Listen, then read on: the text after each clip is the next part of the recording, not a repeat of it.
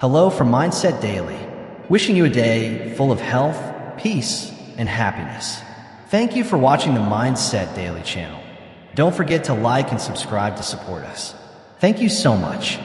Have you ever prayed with all your heart and still felt like heaven was silent? What if the silence wasn't absence, but preparation? Could it be that the very struggle you're facing now is a sign that something greater is on its way? There are moments in life when we wonder if God is truly listening. We pray, we wait, and still nothing seems to shift. Days pass and answers feel distant. But let me remind you of this truth. God is never inactive. Even in the silence, He is working. He is molding your character, preparing your heart, and leading you towards something far greater than you can imagine. The real question is, are you truly ready to receive His blessings?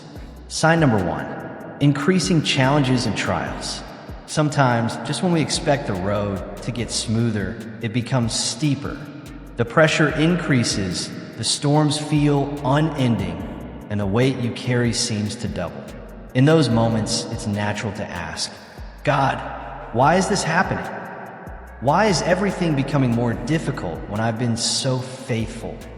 But what if the very trials you're walking through are not meant to defeat you, but to prepare you? What if they're a necessary part of the process God uses, not to crush you, but to shape you? When God is preparing to bless you, He often allows pressure to rise, not because He wants to hurt you, but because He wants to strengthen you. His concern is not just your comfort, it's your character. His goal isn't to give you the blessing prematurely, but to prepare you so that when the blessing comes, you can handle it with maturity, wisdom, and humility. Think about Joseph. He had a powerful dream from God, a vision of future greatness. But before that dream could become reality, Joseph faced betrayal by his brothers, slavery, false accusations, and years of imprisonment. These weren't signs that God had abandoned him. They were signs that God was preparing him. Joseph's trials were not evidence of rejection. They were evidence of divine preparation. So if you're in a season where everything seems harder, don't lose heart. You may be closer to your breakthrough than you realize. Let's now take a closer look at sign number 2 and see how God uses hidden seasons to do His deepest work. In the last section, we looked at how Joseph's hardships weren't signs of rejection, but preparation. God was shaping him, not for survival, but for purpose. And that purpose couldn't be fulfilled without first going through the fire. Had Joseph gone straight from receiving the dream to sitting on the throne, he wouldn't have been ready. It was the trials, the betrayal, the false accusations, the prison walls that developed the strength, humility, and wisdom he would need to carry the responsibility God had planned for him. Every hardship refined him into the man God was calling him to be. Maybe right now, you find yourself in a place that feels like it's falling apart. You've been praying, hoping, and waiting, but instead of a breakthrough, all you see is resistance. Doors seem to be closing, not opening. And in that space of silence, the enemy starts to whisper, if God was really with you, why is this happening? But here's the truth. Those whispers are rooted in fear. The enemy only attacks what he fears. The opposition you're facing is not proof that you're forgotten. It's evidence that God is preparing you for something far greater than what you can currently see. If you weren't destined for something significant, the enemy wouldn't be bothering with you at all. God's greatest warriors aren't built in times of ease. They're forged in adversity. They are sharpened in seasons of stretching, in moments of deep struggle, when everything in them wants to give up, but they don't. A soldier isn't trained on the battlefield. He's trained in private, in the hidden places where no one's watching. Think about David. Before he ever stood before Goliath, he had to face lions and bears alone in the wilderness. Moses didn't walk straight into leadership. He spent 40 years in the desert, learning dependence and humility. And even Jesus, before beginning his public ministry, was led into the wilderness for 40 days of testing. So if you're facing challenges right now, don't assume it's because you're off course. It may be the exact opposite. God may be strengthening you for something greater than you know. Pain, though difficult, has a purpose. It develops perseverance. It humbles us. It tears down our illusions of control and teaches us to lean completely on God. Because when everything is going well, it's easy to believe we've got things handled.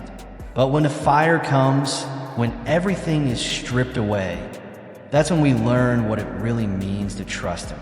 That's when we discover that He is our provider, our protector, and our sustainer. And when all else falls away, He is still enough. Now let's continue with sign number 2 and explore how divine delays may not be denials, but redirections designed by God to prepare your heart. In the last section, we reflected on how trials and testing refine us, not to punish, but to prepare. And now, we look even deeper at how what feels like loss might actually be the beginning of something far greater. Some of the hardest battles you're facing right now may be the very things preparing you for the blessing ahead. Maybe you recently lost a job and you can't make sense of it. Maybe a relationship you thought would last has ended, leaving you hurt and confused. Or maybe life just feels heavy and unfair. And no matter how hard you try, you can't seem to see the path forward. But what if the very thing that feels like a setback is actually a setup for something better? What if the pain you're experiencing is not pushing you away from your purpose, but pulling you closer to the place God always intended you to be? The enemy wants nothing more than for you to fix your eyes on the struggle. He wants you to believe that this is the end of your story, that you won't survive this storm. But God is whispering something completely different. Hold on, I'm still here. I'm working behind the scenes. I'm strengthening you for something bigger than you can even imagine. The pressure you're feeling isn't meant to crush you. It's meant to position you. And the fire you're walking through right now, it's not meant to consume you. It's meant to refine you. Think of gold. Before it can shine with full brilliance, it must be placed into intense heat. That fire brings the impurities to the surface so the refiner can remove them. The process is painful, but it's essential. It's what transforms the gold into something pure, strong, and valuable. In the same way, God allows trials to expose what doesn't belong: fear, pride, impatience, and to remove those things so your character can be strengthened. He's shaping you to be more resilient, more faithful, more prepared for the blessing He's about to release into your life. And that blessing, it may not come right away. Sign number 2, a season of waiting. Waiting is one of the most difficult things we're asked to do. We live in a world of instant results. We expect fast answers, quick success, and overnight change. But God doesn't work according to human clocks. His timing is perfect, and His ways are higher than ours. So what do you do when God calls you to wait? In the next section, we'll explore how waiting isn't wasting. It's preparing you for something worth every moment of delay. In the last section, we began to explore the second sign, the season of waiting. Now, let's go deeper into what this season really means and why it matters more than we often realize. When God leads you into a season of waiting, it's never to punish you. It's always to prepare you. Picture a seed planted in the soil. You water it, you make sure it gets sunlight, and you do everything right. But no matter how much care you give it, you can't force it to sprout before it's time. There's a specific season for that seed to break through the ground. Until then, it remains hidden beneath the surface. And yet, even when you can't see anything happening above ground, something powerful is taking place beneath it. The roots are growing deeper. The structure is forming. The foundation is being built. That's what waiting looks like in the spiritual realm. It feels invisible, it feels still, but growth is happening just beneath the surface. Waiting can be one of the most challenging seasons because it feels like God is silent. You pray, but there's no immediate answer. You remain faithful, but the doors don't open. Meanwhile, you look around and see others receiving breakthroughs, stepping into their purpose, celebrating answered prayers, and you're left wondering, why not me? And that's when the enemy comes in with his whispers. God forgot about you. You're not good enough. It's never going to happen. But those thoughts are lies. God doesn't forget. He's not slow. He's not missing anything. God is always right on time. The waiting season isn't wasted time. It's preparation time. While you can't see it, God is aligning things, moving people, opening the right doors, and preparing your heart so that when the blessing comes, you'll be able to carry it with wisdom, gratitude, and strength. Sometimes we think we're ready, but God knows otherwise. If He gave us the blessing too soon, we might mishandle it. We might cling to it instead of Him. We might let pride grow where humility should live. Think about David. He was anointed king as a young man, but he didn't step into the throne immediately.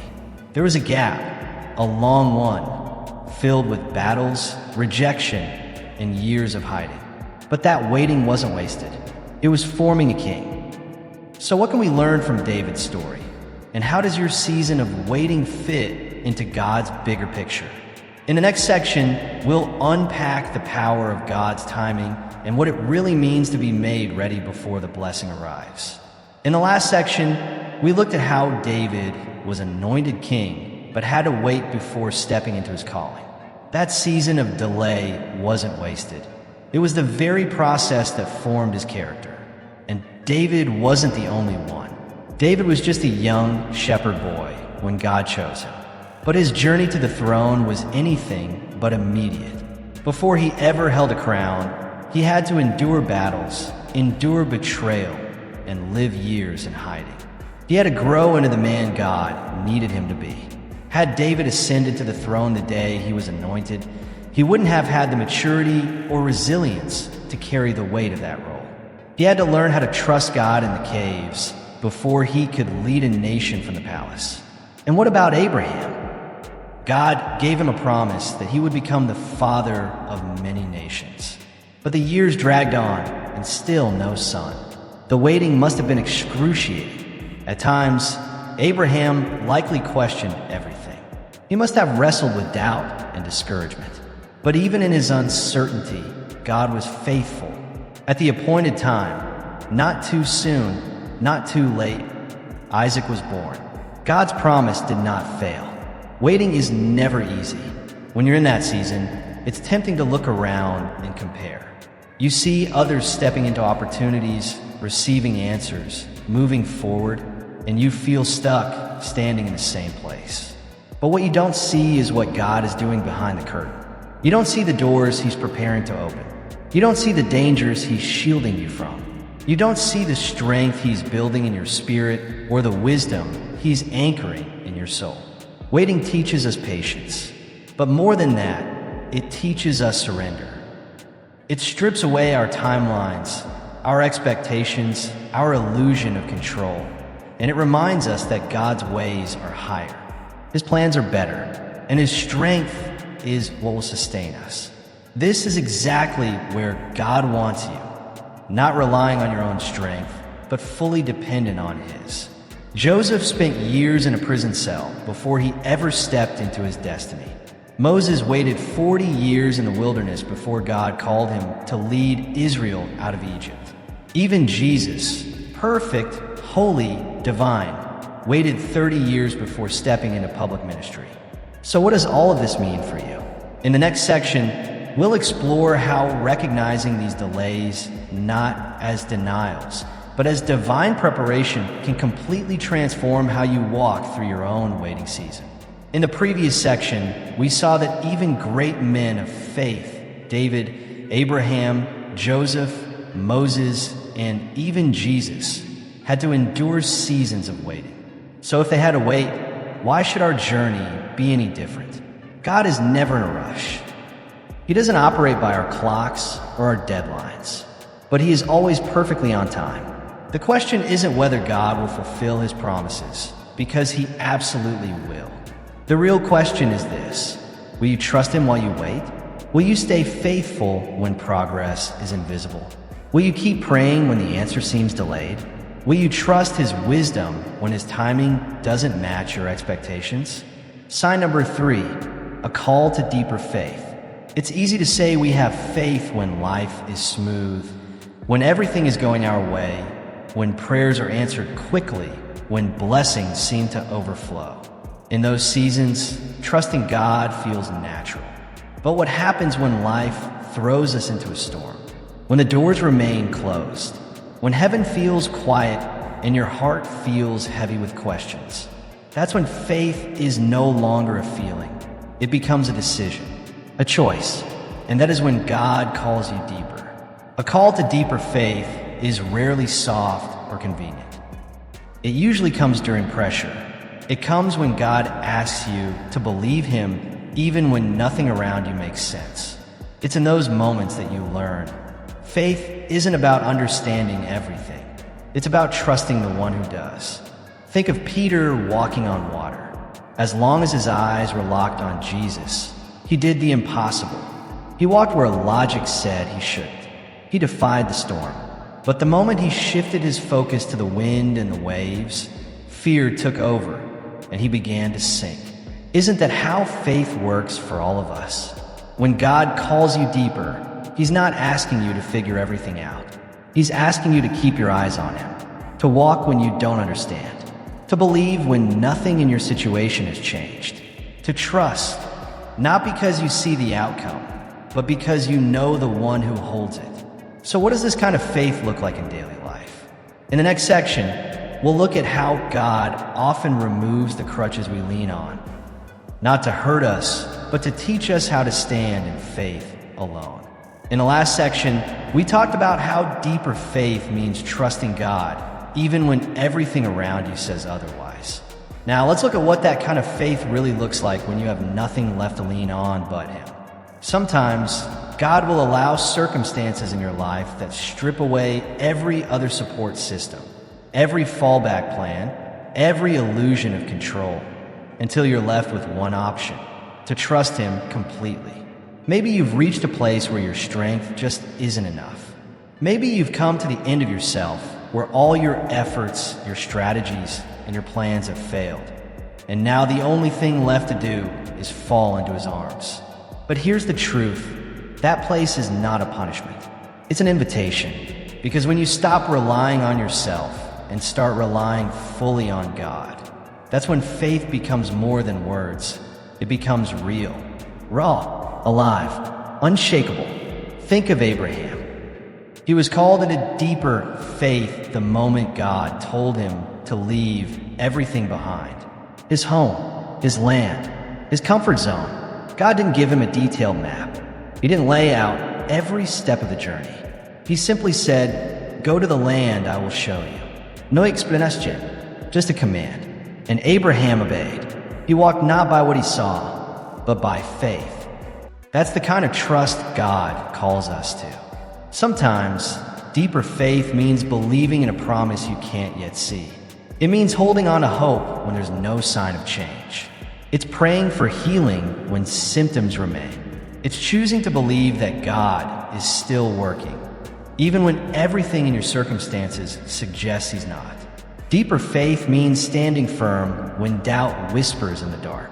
It means not giving in to fear when logic says, "Give up." It means trusting who God is, even when you don't understand what He's doing.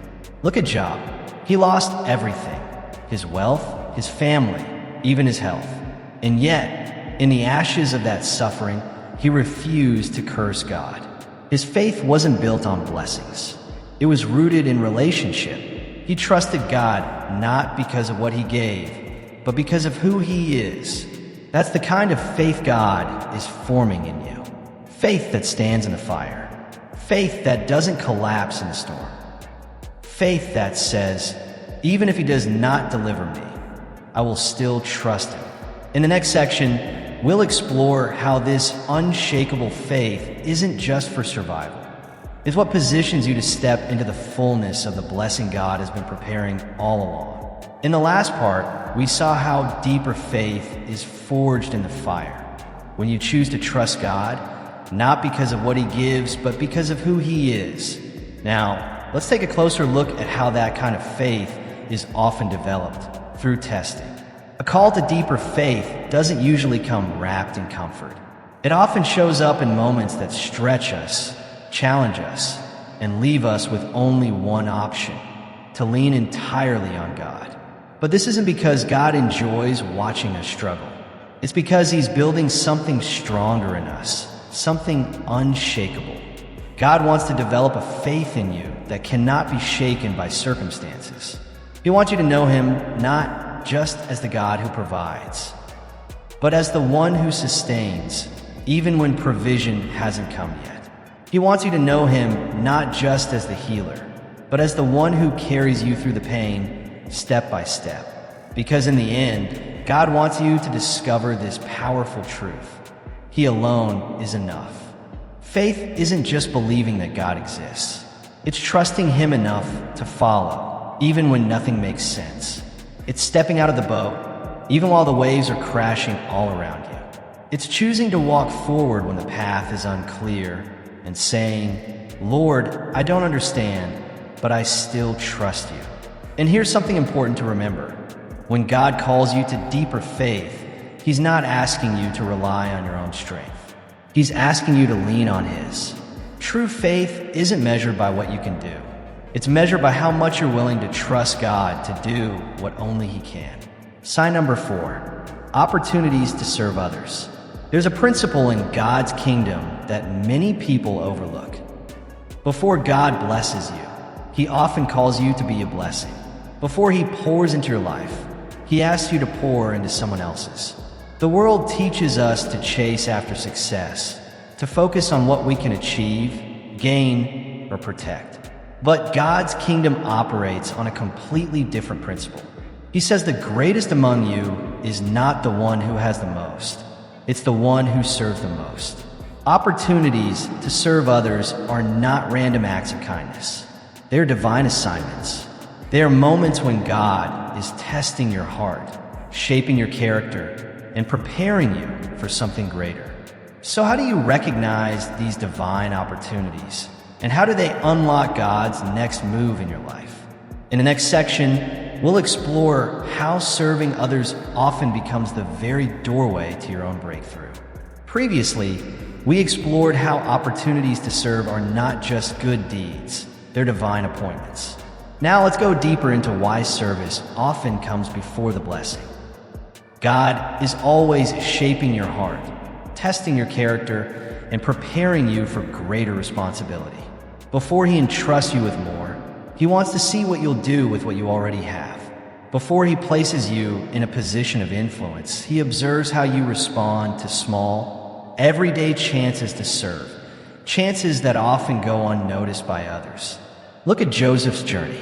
He had a powerful dream that one day he would lead, that God would elevate him to a position of great authority.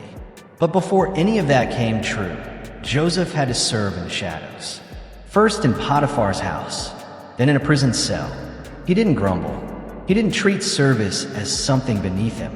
He was faithful right where he was, even when it was uncomfortable, unjust, and unclear. And because Joseph was faithful in low places, God promoted him to high places. The same principle applies to us. We often pray for promotion, for influence, for breakthrough. But God is watching how we handle what's already in front of us. Are we faithful with the little things? Are we willing to serve others when no one is watching? Do we respond to needs around us with generosity, humility, and compassion? These are not just acts of kindness. They are tests of readiness. Jesus gave us the ultimate model of service. Though He had all power and authority, He humbled Himself. He washed the feet of His disciples. He touched the untouchable. He loved the outcast. He didn't just preach about love, He lived it. And now, He calls us to do the same. True greatness isn't found in how many people serve you. It's found in how many people you serve. And here's something we often miss. Sometimes God brings certain people into your path, not because they need you, but because you need them. That act of serving them may be what transforms your heart, deepens your character, or prepares you for something bigger ahead. So how do we begin to recognize these moments and respond the way Jesus did? In the next section, we'll look at how obedience in small things opens the door for God to entrust us with much more. In the previous section, we explored how serving others isn't just about meeting their needs. It's about transforming our own hearts. Now let's lean into what happens within us when we choose to live a life of service. There are lessons you can only learn by helping others. There is growth that only comes when you give without expecting anything in return. Serving isn't a burden, it's a privilege. And the moment you embrace that truth, something begins to shift inside you. When you serve, your heart begins to reflect more of Christ. You start seeing people through a new lens, not as interruptions, but as opportunities. Your focus gradually shifts from what you can get out of life to what you can give through it. That change of perspective doesn't just affect others, it transforms you. And here's the beautiful part. The more you pour into others, the more God pours into you. Not because you're trying to earn His favor, but because serving puts you in alignment with His heart. When you give, you receive. When you help someone else, God helps you. When you open your hands to bless others, God fills them with blessings you never saw coming. It won't always be convenient. It won't always be easy, but every opportunity to serve is also an opportunity to grow. It's a chance to step further into your calling, to become a living expression of God's love in a hurting world. And when you embrace a life of service, when you consistently say yes to God in the small moments, you position yourself for the blessings He's been preparing for you all along. Sign number 5, letting go of the past. This is one of the hardest things God ever calls us to do. The past can cling tightly. It sneaks into your thoughts, revisits your regrets, replays your disappointments. It reminds you of what could have been, or what should have been different. Sometimes the weight of past mistakes, failures, or hurts can feel almost impossible to release. But if God is preparing you for something greater, He will also call you to make room for it. And that often begins with letting go of what no longer belongs. In the next section, we'll look at why releasing the past isn't about forgetting. It's about making space for the future God has designed just for you.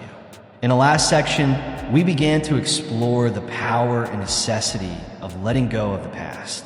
Now, let's look at why this act of surrender is often one of the most vital steps before stepping into your God-given future. There are times when God will call you to release what you've been holding on to, not because it wasn't once part of your journey, but because it can't come with you into the next chapter. There are relationships, habits, mindsets, and even deep emotions that may have served a purpose for a season. But now they've become weights holding you back from the new things God wants to do in your life. You can't step into your future while dragging the burdens of yesterday. You can't receive fresh purpose while clinging to old pain. Holding on to the past may feel familiar, even safe, but it keeps you stuck. Letting go, however, creates space for God to do something new. Think about the story of Lot's wife. God was delivering her from destruction. He gave her one instruction: move forward, don't look back. But her heart was still tied to what she was leaving behind. She turned, and in that one moment, she lost everything. That's what happens when we cling too tightly to the past. It robs us of the future God is trying to lead us into. Some people are chained by past mistakes. They live daily with guilt and regret over choices they can't undo. And the enemy loves this. He uses the past like a weapon, repeating every failure, every wrong decision, whispering, "You're unworthy. You'll never be enough. You don't deserve God's blessing." But that's a lie. God's grace is always greater than your past. His mercy is wider than your deepest failure. If He has forgiven you, and He has, then it's time to forgive yourself too. Don't let shame be the anchor that keeps you from stepping into the freedom Jesus died to give you. Others are holding on to past wounds. Maybe someone betrayed you. Maybe someone shattered your trust or caused a pain so deep it still echoes inside. Time may have passed, but the wound hasn't healed. And here's the truth. If you don't release that hurt, it becomes a prison. Unforgiveness doesn't trap the person who hurt you. It traps you. God is not asking you to pretend it didn't hurt. He's asking you to release it to Him, because what He has for you on the other side of that pain is so much better than staying bound to it.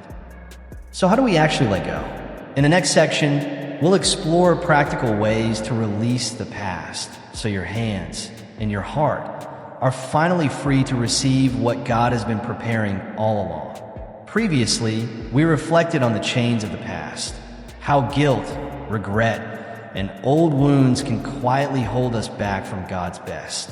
But letting go isn't just about releasing the pain. It's about trusting God with the story. Letting go does not mean what happened was okay. It doesn't dismiss the pain. It doesn't erase the injustice. What it means is that you're choosing to place it in God's hands.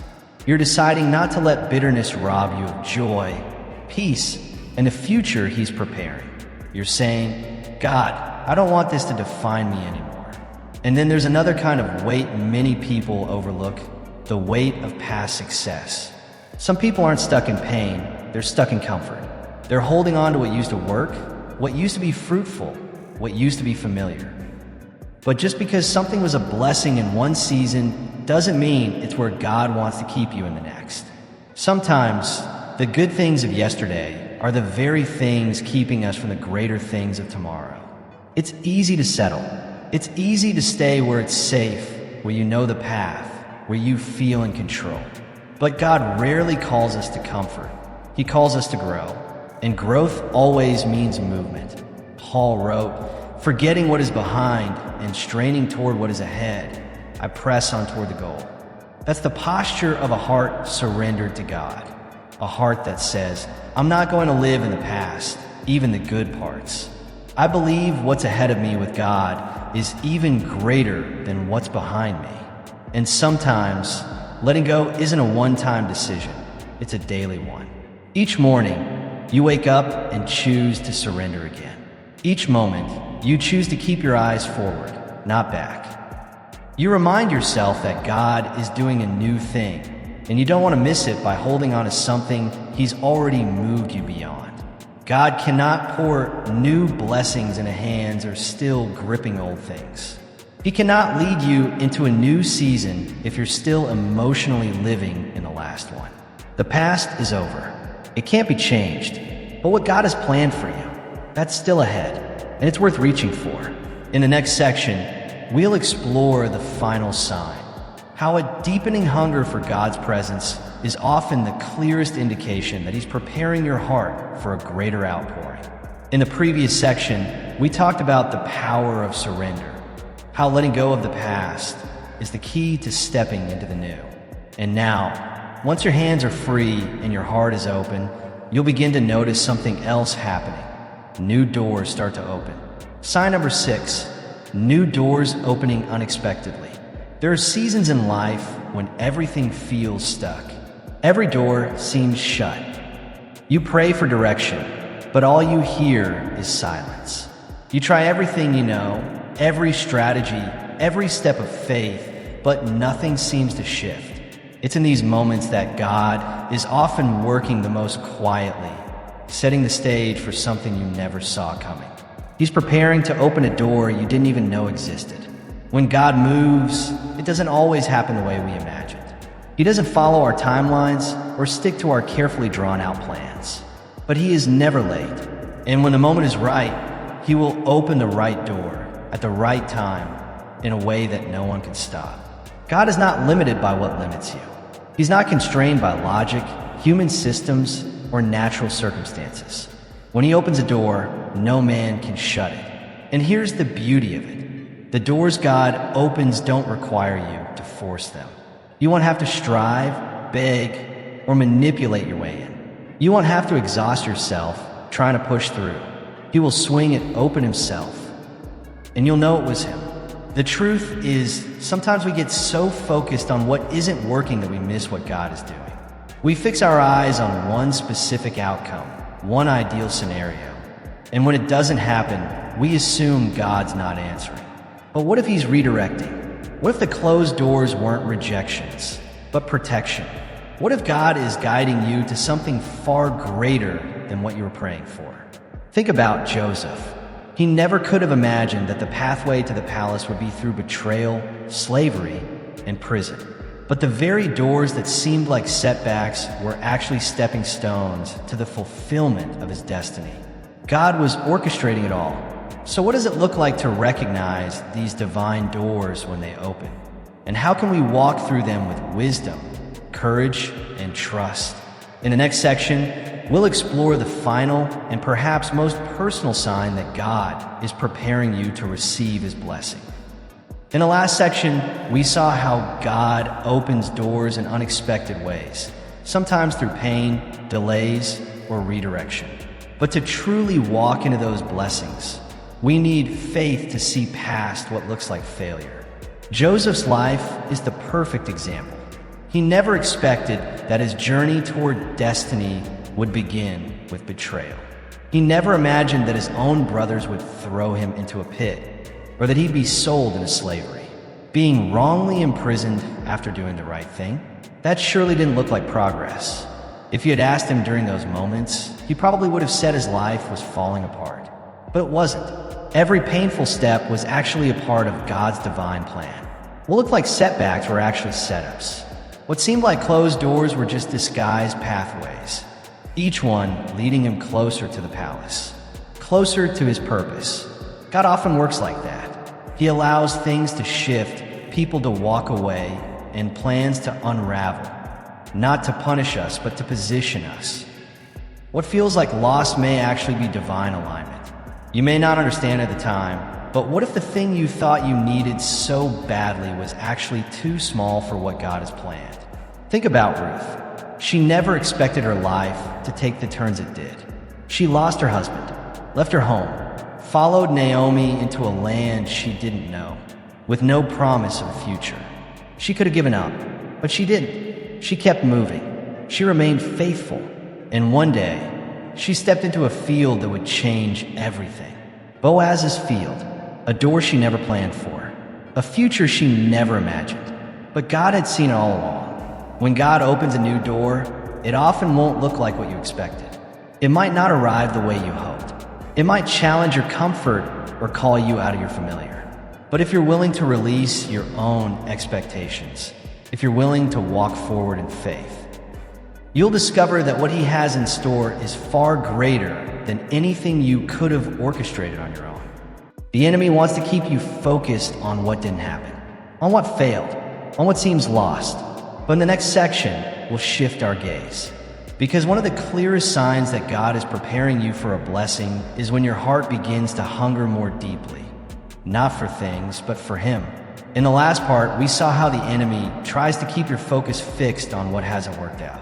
But when God is at work behind the scenes, in the silence, and even in the setbacks, He's preparing something far greater than you imagined. Now let's talk about your part in all of this. The enemy wants you trapped in the past. He whispers that nothing will ever change, that the doors will never open, that you'll always be stuck right where you are. But none of that is true, because while you wait, while you pray, while you press forward, God is still working. He is never still. He is always moving, always aligning. And when the appointed time arrives, the doors He opens, no one can shut.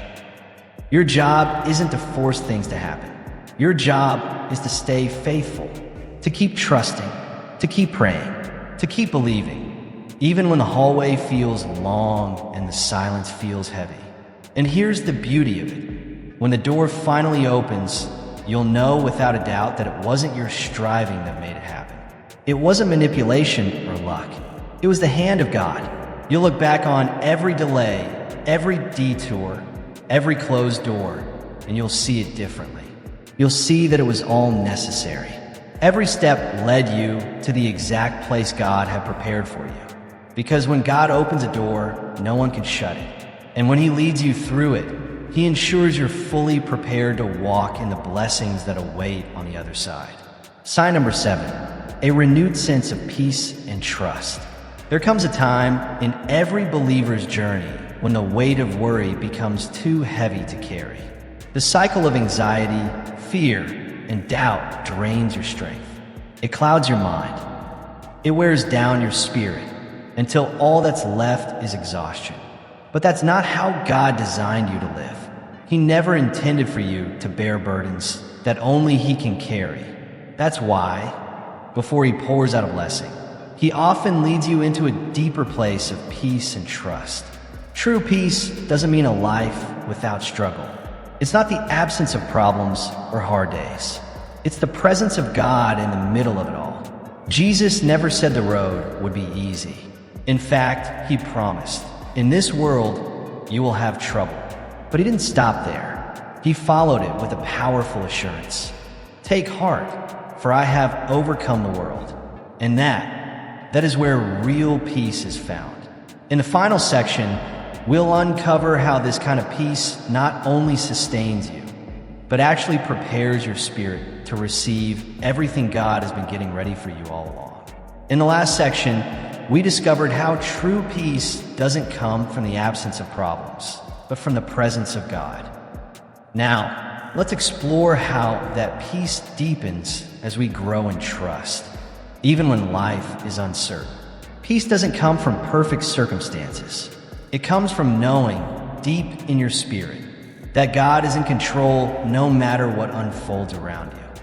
But let's be honest, trusting God doesn't always come easily.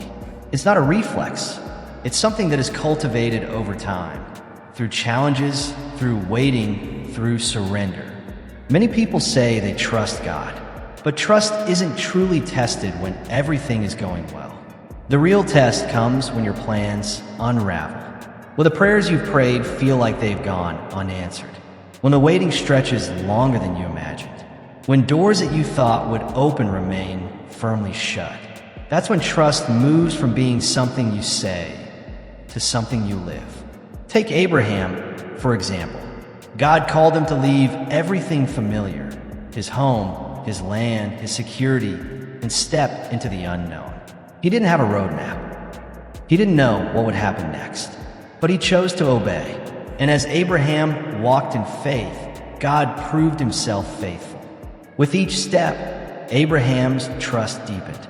Every time God provided, his peace grew stronger. The same is true for you. The more you trust God, the more peace you'll carry. And the more you surrender what you can't control, the more freedom you'll experience. Worry is what happens when we try to control what was never ours to begin with. But trust says, God, even when I don't understand, I will still believe. Even when nothing makes sense, I will rest in you. And when you choose that posture, when you release it all into His hands, you begin to experience a peace that goes beyond understanding. This kind of peace isn't shaken by outcomes. It doesn't rise and fall based on how well things go. It's not rooted in having all the answers. It's rooted in who God is. He is the same yesterday, today, and forever. If He's been faithful before, He will be faithful again. If He's provided in the past, He will provide again. If He brought you through before, He will do it once more. In the final section, we'll bring it all together. A reminder that all these signs are not just moments, but preparation for something eternal. God's blessing unfolding in your life, one faithful step at a time. In the previous section, we reflected on how trust is built over time, through moments of surrender, quiet waiting, and unwavering belief that God is faithful. But what happens when your trust falters? When fear creeps in and peace starts to fade? Peter experienced that exact moment firsthand. He was in the boat when he saw Jesus walking across the water. With boldness, he stepped out, doing what no man had ever done, walking on the waves. And as long as his eyes were fixed on Jesus, he stayed above the storm. But the moment he looked away, when he saw the wind whipping and the waves rising, fear rushed in. Doubt took over, and he began to sink. That's what happens when we take our eyes off God and lock them onto our circumstances. Fear overwhelms. Peace disappears. The storm looks bigger than his promise. But here's the beautiful part. Peter cried out, and Jesus immediately reached for him. That's exactly what God does for us. Even when our trust wavers, even when we stumble or sink, He is still there. He doesn't leave us drowning. He reaches down, lifts us up, and reminds us that we were never alone. A renewed sense of peace and trust doesn't appear overnight. It's not a switch we flip, it's a process. It's cultivated in the fire of trials, in the quiet of surrender, and in the daily discipline of choosing to believe that even when we don't understand His plan, His promises still stand. This kind of peace is developed through prayer, when we exchange our anxieties for His assurance. It's built through worship, when we lift our hearts above our fears. It's deepened every time we stop striving and simply rest in His presence. That's when we discover something incredible. Peace was never missing. It was always available. We just had to stop grasping for control long enough to receive it. Trust, we realize, is not about having all the answers. It's about knowing we don't need them because God does. And that is more than enough. When God is preparing you to receive His blessings, He doesn't rush the process. He's not trying to frustrate you. He's shaping you, strengthening you, positioning you. He allows challenges not to break you, but to refine your character. He leads you into seasons of waiting to teach patience and deepen your dependence on His timing. He calls you to walk by faith, even when the ground beneath you feels uncertain, so you can grow beyond what is comfortable. And in the final part of this message, we'll bring everything together. Every trial, every delay, every step of faith, and see how it all points to the blessing God has been preparing for you all along.